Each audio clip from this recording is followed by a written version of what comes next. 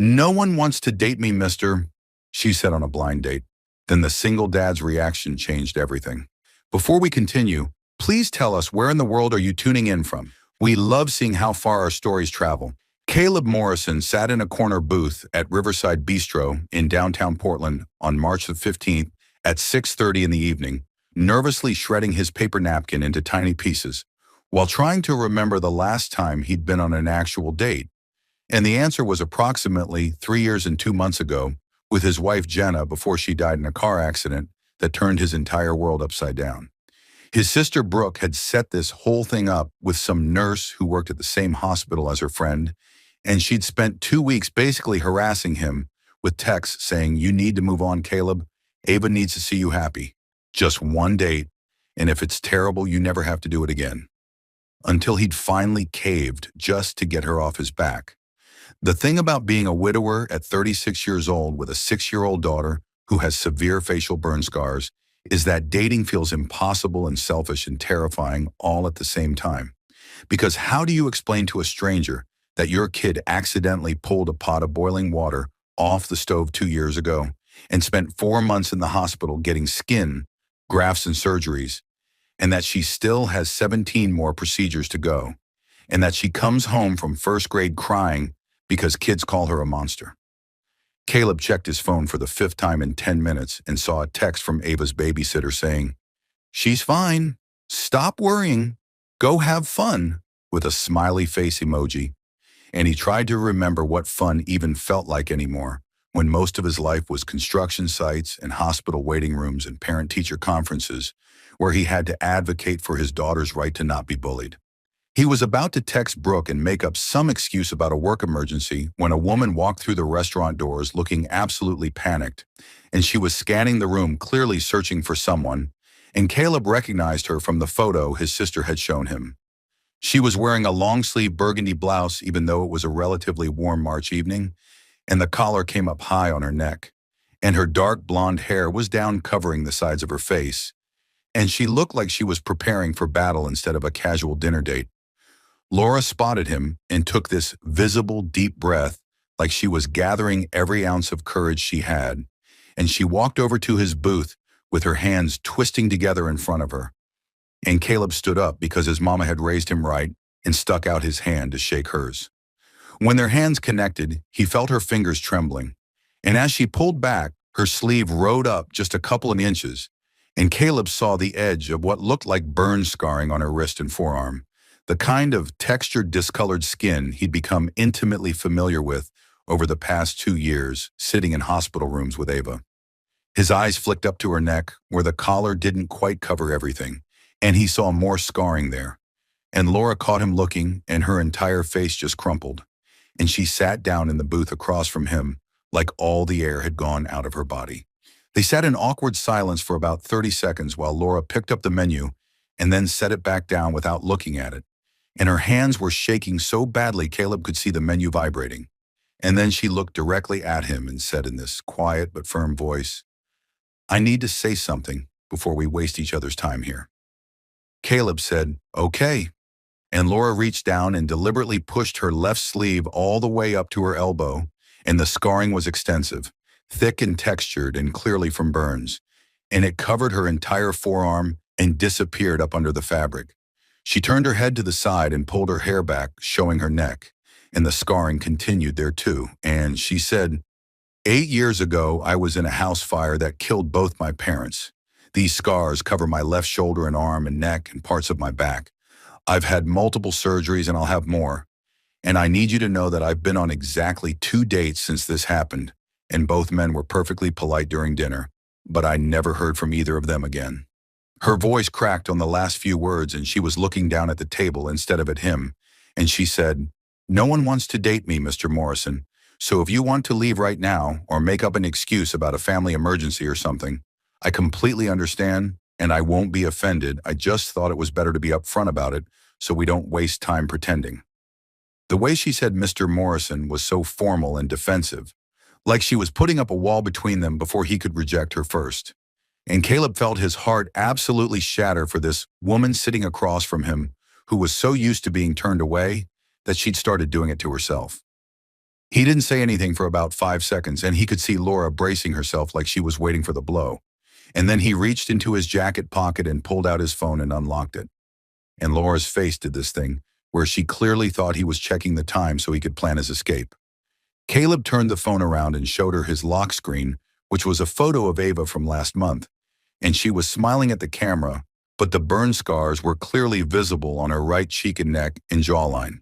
And he said, "This is my daughter Ava. She's 6 years old, and 2 years ago when she was 4, she pulled a pot of boiling water off the stove while I was at a construction site, and my mom was supposed to be watching her." Laura's eyes went wide and filled with tears immediately, and Caleb kept talking, because if he stopped, he was going to start crying too. She had second and third degree burns over 15% of her body. She spent 4 months in the hospital. She's had 17 surgeries so far, with more scheduled, and she tells me every single night when I tuck her in that she's ugly and that no one will ever love her because of her face. His voice cracked hard on the word face, and he had to clear his throat, and he looked Laura straight in the eyes and said, "You are the most beautiful thing I've seen in 3 years, not despite your scars, but because those scars mean you survived. You fought, you won. You're sitting here in front of me, and that takes more courage than anything." Laura completely broke down, just put her face in her hands and started sobbing right there in the middle of the restaurant. And Caleb slid out of his side of the booth and into hers without even thinking about it. And he put his arm around her shoulders while she cried. She was saying, "I'm sorry, I'm so sorry. I didn't mean to fall apart." And Caleb said, "Don't apologize. You just told a complete stranger your biggest vulnerability, and I just told you mine. I think we're allowed to cry about it." They sat like that for probably 2 full minutes while other diners pretended not to stare. And when Laura finally caught her breath, she looked up at him with mascara running down her face and said, "No one has ever said anything like that to me, ever. In 8 years, no one has called me beautiful." Caleb grabbed a napkin from the dispenser and handed it to her, and he said, "Then you've been talking to the wrong people. Those scars mean you're a survivor, a warrior, and that's the most beautiful thing a person can be." They ended up talking for the next 3 hours straight, completely forgetting to order food until the waitress came by for the 3rd time and they realized they were starving. Laura told him about the house fire that killed her parents when she was 24, about the year of recovery and surgeries, about how she'd been working in marketing before the fire, but decided to become a nurse after because she wanted to help people the way the nurses had helped her, and she worked in the pediatric ward, now specializing in burn patients. Caleb told her about Jenna dying 3 years ago in a car accident that came out of nowhere, about raising Ava alone while running a small construction crew, about the guilt he still carried from not being home when Ava's accident happened, and about how his daughter had gone from being the most confident, outgoing 4-year-old to a shy, withdrawn 6-year-old who hid behind her hair and thought she was a monster. At 10 o'clock, when the restaurant was getting ready to close, they finally walked out to the parking lot, and Caleb said something that surprised even himself. "This is going to sound absolutely insane because we literally just met, but would you be willing to meet Ava?" Laura stopped walking and turned to look at him like he'd grown a second head, and she said, "What? Like already we've known each other for 3 hours." And Caleb said, "I know it's fast, but she needs to meet someone like you. Someone who has burn scars and survived and built a whole life. She thinks her scars make her unlovable, and you could show her that's not true." Laura's face went through about 5 different emotions and she said, "I'm not good with kids. I mean, I'm a pediatric nurse, but that's different. What if I say the wrong thing and make it worse for her?" And Caleb could tell she was lying about not being good with kids. She was just terrified of disappointing his daughter. He said, "Please, not as my girlfriend or my date or anything like that. Just as someone who understands what she's going through in a way I never can. Just meet her once, and if it's weird or uncomfortable, we never have to do it again." Laura looked at him for a long time and her eyes were wet again. And finally she said, "Okay, yes, when were you thinking?" And Caleb said, "Tomorrow, Sunday, we could meet at the park. Low pressure, just the 3 of us." And Laura nodded even though she looked absolutely terrified. That night, Laura stood in her bathroom at home staring at herself in the mirror, and she took off her shirt and looked at the full extent of the scarring that covered her shoulder in upper back and arm and neck. Scars she hadn't let anyone see fully in 8 years. And she started crying again, thinking, what if seeing me makes that little girl feel worse? What if I scare her? What if I'm not what she needs? Meanwhile, Caleb was tucking Ava into bed and she said, Daddy, did you have fun on your date tonight? And Caleb said, yeah, sweetheart, I actually did. And I met someone really special that I want you to meet tomorrow. And Ava sat straight up in bed with her eyes wide and said, a new mommy? Caleb said, no, baby, just someone who has scars like you do from a fire. And she's really brave, and I think you'd like her. And Ava got very quiet for a minute before she said in the smallest voice, is she pretty even with her scars? And Caleb felt his heart break all over again. And he said, she's beautiful inside and out. And so are you, baby girl. So are you. The next morning at 11 o'clock, Laura sat on a bench at Laurelhurst Park wearing long sleeves even though it was a warm Sunday in March. And she was about 15 minutes early because she was so nervous she couldn't sit at home anymore. And she kept rehearsing in her head what she'd say to a 6-year-old with burned scars without accidentally making everything worse. She saw Caleb walking across the grass, holding hands with a little girl who had long, dark hair covering the right side of her face, and the kid was wearing a hoodie with the hood pulled up, even though it was almost 70 degrees outside. And Laura's heart absolutely shattered because she recognized that attempt to hide, that desperate need to make yourself invisible that she'd felt for years. Caleb waved when he spotted her, and Ava kept her head down looking at her shoes. And when they got close, Caleb said, Ava, this is Laura. Laura, this is my daughter. And Ava barely glanced up and mumbled, hi, so quietly Laura almost didn't hear it. The three of them stood there in awkward silence for about 10 seconds, and Laura could feel herself starting to panic because she had no idea what to do. And then she knelt down so she was at Ava's eye level and said, your dad told me you like to draw. Is that true? And Ava nodded just a tiny bit without looking up. Laura said, I'm actually really terrible at drawing. Like stick figures are about my limit. Do you think maybe you could teach me how to do it better? And Ava peeked up through her hair with one eye visible and said, really, you want me to teach you?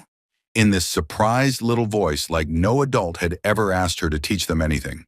They walked over to a picnic table, and Caleb pulled out a bag of crayons and paper he'd brought, and Ava started drawing while Laura sat next to her, and very deliberately Laura pushed up both her sleeves, showing the scarring on her arms, fully without saying a single word about it, just letting Ava see.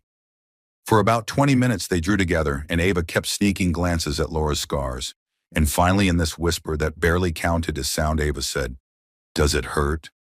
And Laura said, not anymore. It hurt a lot when it first happened, and for a long time after, but now it doesn't hurt at all. It's just part of me. Ava touched her own face through her hair, tracing the scarring under the curtain of dark strands, and said, mine still hurts sometimes, especially when it's cold or when I touch it too much. And Laura said, that makes total sense, sweetie. You're still healing. Your body's still doing its work. It gets easier, I promise. Ava was quiet for another minute, and then she said in the smallest, most heartbreaking voice Laura had ever heard, kids at school say I'm ugly. They say I look like a monster. And Laura felt tears spring to her eyes immediately. She reached up and pulled her hair back from her neck, showing the scarring there fully, and she said, kids used to say that about me too when I was younger, and sometimes adults still think it even if they don't say it out loud. But you know what I learned? Ava shook her head and Laura said, scars mean we survived something really hard, something that could have killed us but didn't. That makes us warriors, and not everyone gets to say they're a warrior. Ava looked up fully for the first time and slowly pushed her hair back from her face, and the scarring was visible on her cheek and neck and jawline, red and textured and still healing. And she said, am I really a warrior? And Laura was crying openly now and said, you're the strongest warrior I've ever met. And Ava just launched herself at Laura and hugged her tight around the neck. Caleb was standing about 10 feet away, pretending to look at his phone, but actually watching them. And he had to turn around completely because he was crying too hard to hide it. Over the next 3 months, Laura and Ava became completely inseparable. They had their Sunday park dates every single week without fail, And slowly Ava started opening up and wearing her hair back and even agreeing to go to the public pool with Laura in June, which was massive because it meant wearing a swimsuit that showed her scars. The first time they went swimming together, Ava stared at Laura's scars covering her shoulder and back and said, "You're not scared for people to see?" And Laura said, "I used to be terrified. I hid for 8 years, but I got tired of hiding. I wanted to live my life, and that meant letting people see all of me." And Ava reached out and held Laura's scarred hand with her own scarred one and said, "We match." Caleb and Laura had been dating slowly and carefully the whole time, always making sure Ava was comfortable and never pushing too fast. And in May on Laura's porch after Ava had fallen asleep during a movie night, Caleb kissed her for the first time. He pulled back and said, "I'm falling for you, like really falling, and that scares me because I haven't felt this way since Jenna." And Laura said, "I'm absolutely terrified because I keep waiting for you to realize you could do so much better than me." And Caleb kissed her again harder and said, "There is no better than you. You're it for me." In June, Laura invited Caleb to come see the hospital where she worked, and she took him through the pediatric burn unit where both she and Ava had been treated years apart. And she said, "This is where I spent a year of my life learning to be human again. After I recovered, I couldn't go back to my marketing job. It felt meaningless. I needed to help kids who were going through what I went through." She showed him the teen support group she ran for burn survivors, and Caleb watched her work with a 15-year-old girl who had facial burns, teaching her makeup techniques and confidence building, and the girl was crying and laughing and hugging Laura. And Caleb realized this woman wasn't just his girlfriend. She was exactly what Ava needed to become whole again. Everything got complicated on the 4th of July at Caleb's family barbecue when his sister Brooke pulled him aside while Laura was playing cornhole with Ava and said, "She's really great, Caleb.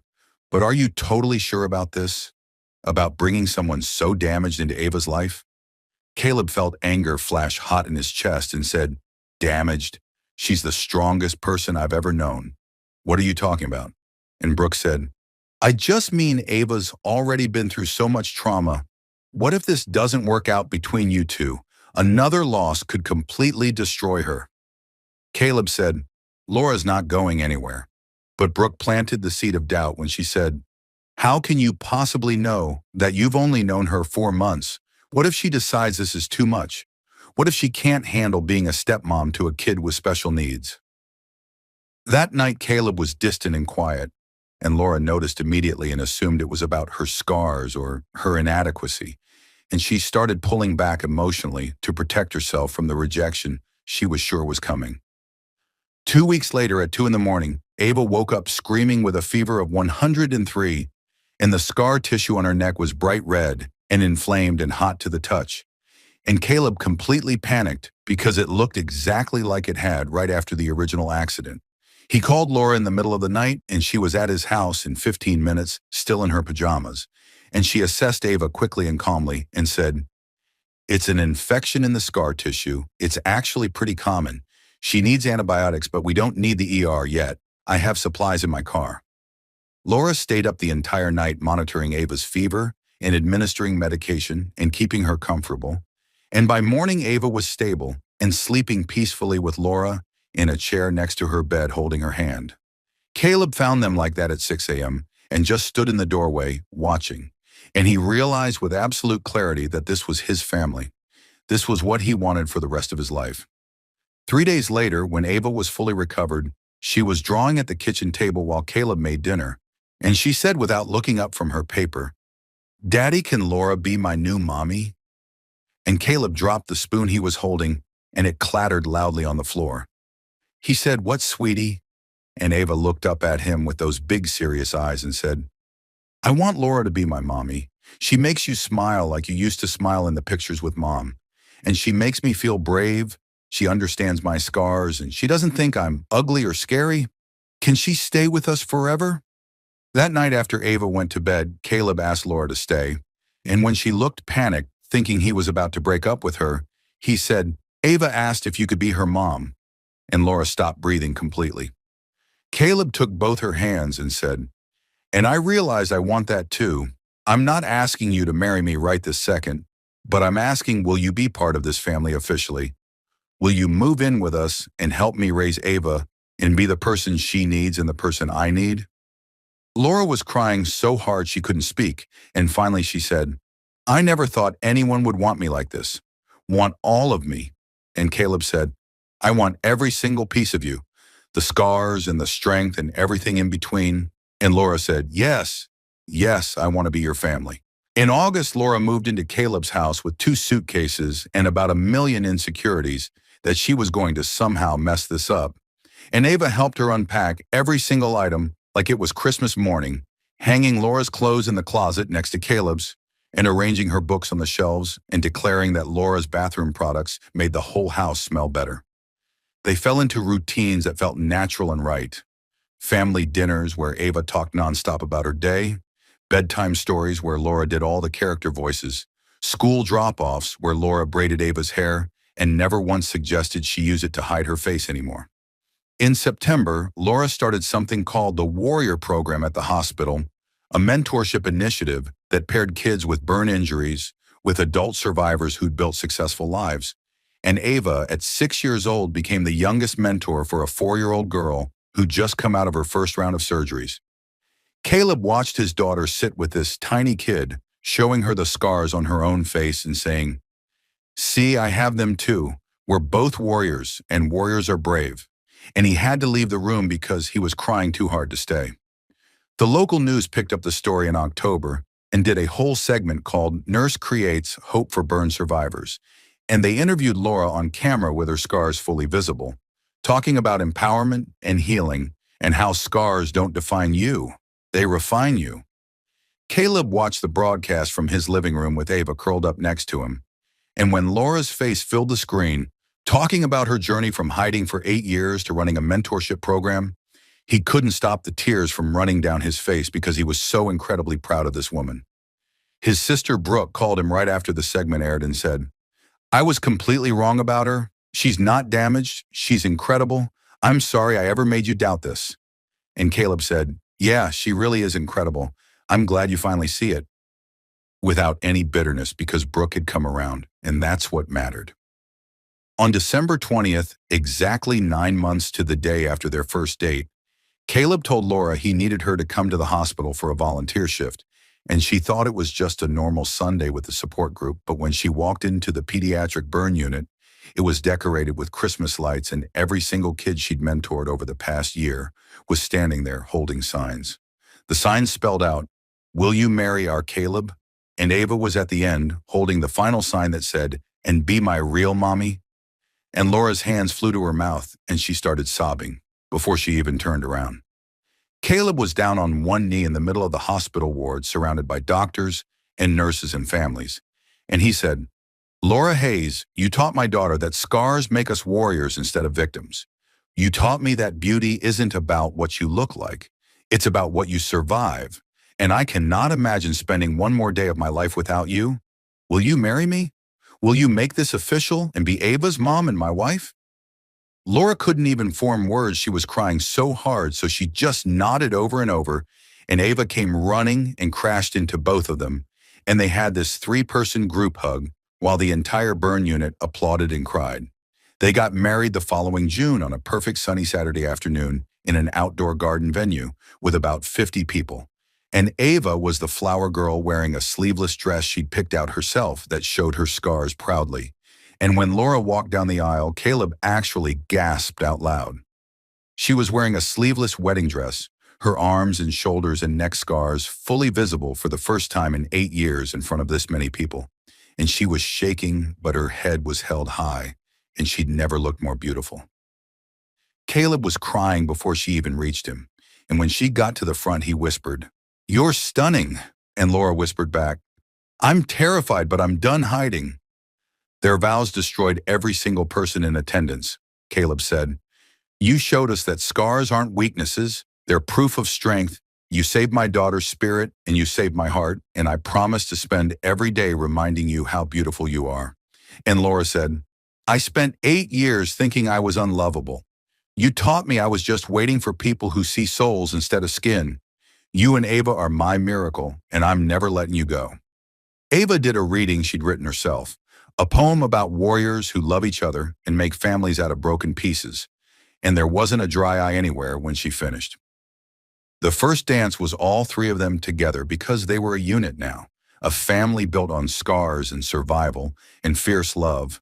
And all of Laura's burn survivor support group teenagers were there because they were her family too. 2 years later, Laura and Caleb had a baby boy who was now 1 year old, and Ava at 9 years old was the most protective big sister on the planet. And the four of them showed up at the hospital on a Sunday for Laura's support group. A new girl arrived. She was about 14 with burn scars on her face and arms, and she had her hood pulled up and her head down, and she mumbled, "No one's ever going to want me. I'm hideous," in this broken voice that made Laura's heart shatter into a million pieces. Laura knelt down next to her and pushed up her sleeves, showing her scars fully, and she said, "I said those exact words 8 years ago. I believed it with everything I had, and I was completely wrong." She pointed across the room to where Caleb was holding their baby, and Ava was making funny faces to make her little brother laugh. And she said, "The right person doesn't see scars. They see strength, they see survival, they see beauty in places other people are too shallow to look." The girl looked up slowly and saw Laura's scars and then saw her family, and she said, "You're married, you have kids, you have a whole life?" And Laura said, "2 kids and a husband who tells me I'm beautiful every single day, and he means it because I am beautiful, and so are you. You're here, you survived, you're a warrior." The girl started crying, and Laura pulled her into a hug, and Caleb watched from across the room, still completely in awe of his wife after all this time. That night, after both kids were asleep, Laura and Caleb sat on their front porch with glasses of wine, and Laura said, "Do you remember our first date when I told you no one wants to date me?" And Caleb said, "I remember thinking you were the bravest person I'd ever met, just sitting there, showing me your scars and daring me to reject you." Laura touched her arm, running her fingers over the scarring, and said, "I used to hate these so much. I spent 8 years hiding them and hating myself. But now when I look at them, I think about everything they brought me." Caleb took her hand and kissed her scarred knuckles and said, "They brought you to me and Ava. They made you into the incredible person you are. I wouldn't change a single thing about you." And Laura leaned her head on his shoulder and said, "I never thought I'd have this. A family, a husband who loves me, kids who think I'm beautiful. I spent so long thinking I was too broken." And Caleb said, "You were never broken, baby. You were just healing. And now you're helping other people heal too." Sometimes the thing you think makes you unlovable is exactly what leads you to the deepest love. Laura spent 8 years believing her scars made her unwanted and undateable. And Caleb was raising a daughter who thought the exact same thing about herself. One blind date, one brutally honest confession, one construction worker dad who saw beauty in survival instead of damage, and 3 lives changed completely forever. Scars aren't flaws. They're proof that you fought and you won. They're evidence of survival and strength and refusing to give up when everything hurt. The right person doesn't see damage when they look at you. They see a warrior. They see someone who went through hell and came out the other side still standing. If you've ever felt too broken or too scarred or too different to be loved, if you've ever hidden parts of yourself because you thought they made you unworthy, you're wrong. You're so wrong it hurts. Your scars, whether they're physical or emotional or invisible, don't define you. They refine you. They make you into someone who understands pain and survival and the absolute miracle of still being here. There's someone out there looking for exactly what you think makes you unlovable. Looking for a warrior who's been through fire and came out stronger. Laura found her family by being brave enough to show her scars on a first date, by being honest about her fear of rejection. And Caleb found healing for himself and his daughter by seeing beauty where others saw damage. Hit that subscribe button if this story reminded you that beauty comes in all forms and real love sees past the surface to the soul underneath. And share this with someone who needs to know that their scars don't make them less. They make them warriors. Thanks so much for being here with us today. And remember, you are exactly enough, exactly as you are. Your person is out there, and they're going to love every single piece of you, including the parts you've been hiding.